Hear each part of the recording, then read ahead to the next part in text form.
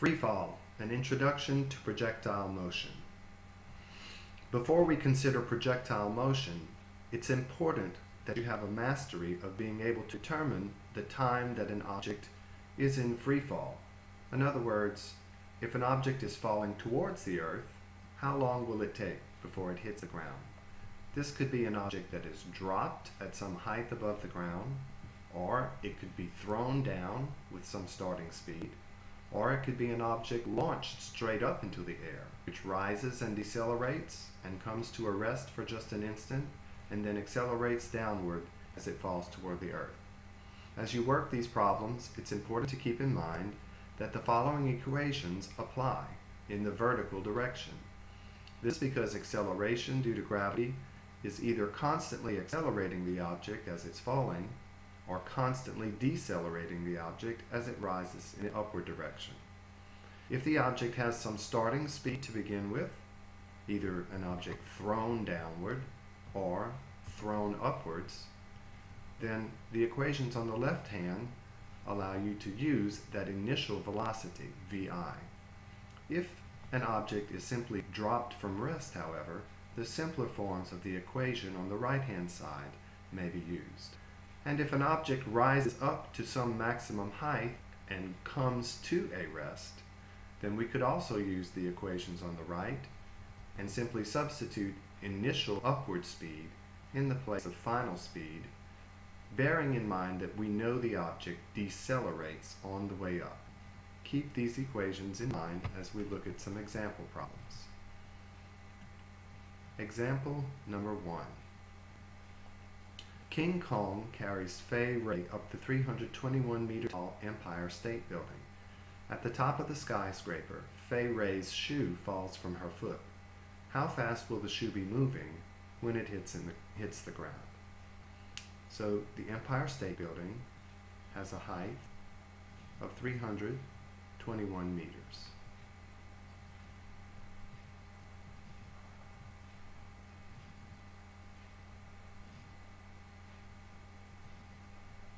And the question is, if Fay Ray's shoe falls off her foot at the top of the building, how fast will it be moving when it hits the ground? This would involve the equation for a freely falling object that basically is dropped from rest at the top of the Empire State Building.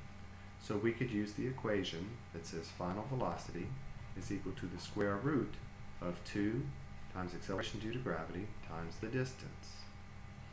So VF is equal to the square root of 2 times acceleration due to gravity, 9.81 meters per second squared, times the distance, which is the height of the Empire State Building here, or 321 meters. So final velocity would equal the square root of 6,298. The final speed of Fay Ray's shoe would be 79.3 meters per second. So we used an equation for a freely falling object that's accelerating due to the pull of gravity. We knew the height of the Empire State Building was 321 meters, so we knew the distance that the shoe had to fall, and then this equation allows us to find the final velocity of the object the instant before it hits the ground. Let's look at another example. The Steamboat Geyser in Yellowstone National Park, Wyoming, is capable of shooting its hot water up from the ground with a speed of 48 meters per second. How high can this geyser shoot? So, a geyser blasts hot, boiling water high up into the sky on a regular basis. If this geyser shoots water upward with an initial vertical velocity of 48 meters per second, the question is, how high can the water rise? We must assume that the water comes to a rest at its maximum height.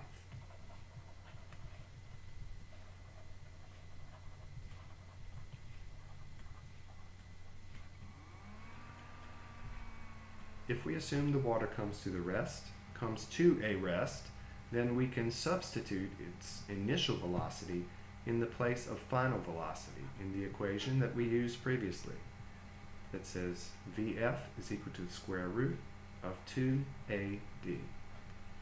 This is because water coming to a rest is a symmetrical situation to that of water dropped from rest at a certain distance above the ground and finally achieving a final speed of 48 meters per second the instant before it hits. So we will substitute Vi for Vf, bearing in mind that the water is decelerating on its way upward. So we use 48 meters per second here for Vf. That equals the square root of 2 times acceleration due to gravity times the distance. Solve the equation for d now.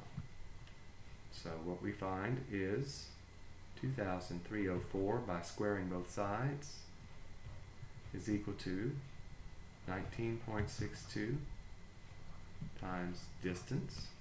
Divide both sides by 19.62 and the answer is 117.4 meters. Alright, in the next example, a baby blue jay sits in a tall tree awaiting the arrival of its dinner. As the mother lands on the nest, she drops a worm toward the hungry chick's mouth, but the worm misses and falls from the nest to the ground in 1.5 seconds.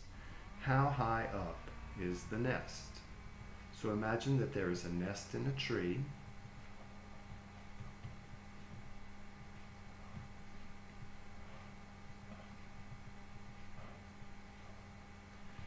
And we would like to know what is the height above the ground of this nest. So height is just a distance here.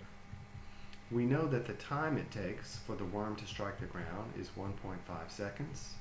We would like to know how high is the nest. We can use the equation for an object dropped from rest since it has no starting speed initially. The equation says distance equals 1/2 AT squared. The distance will give us the height of the nest.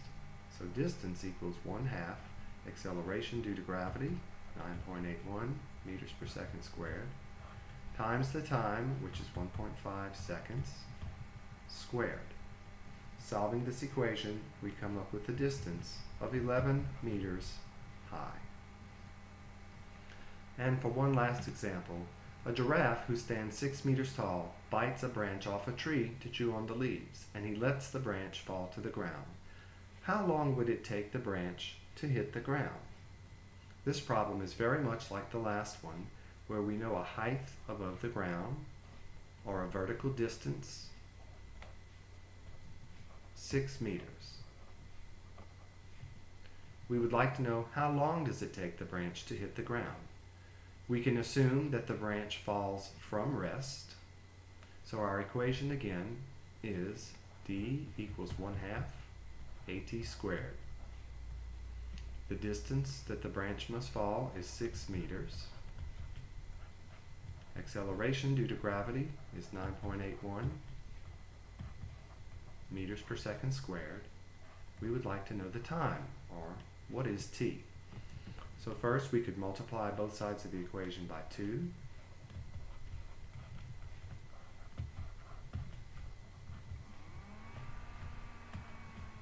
Next, divide by 9.81.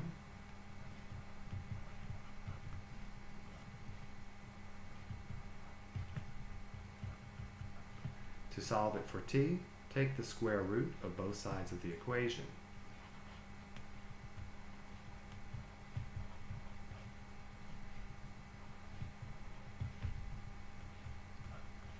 And if we do the math, we come up with an answer of 1.11 seconds for time.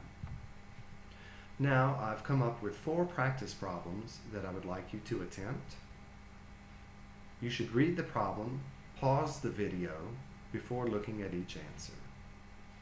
Here's number 1.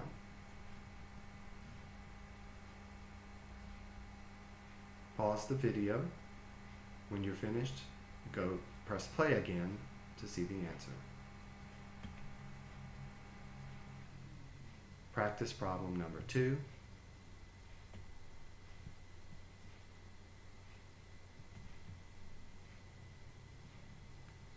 practice problem number 3.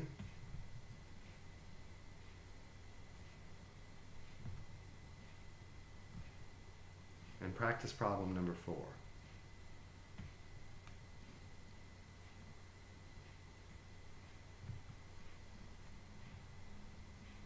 And here's one extra practice problem for you.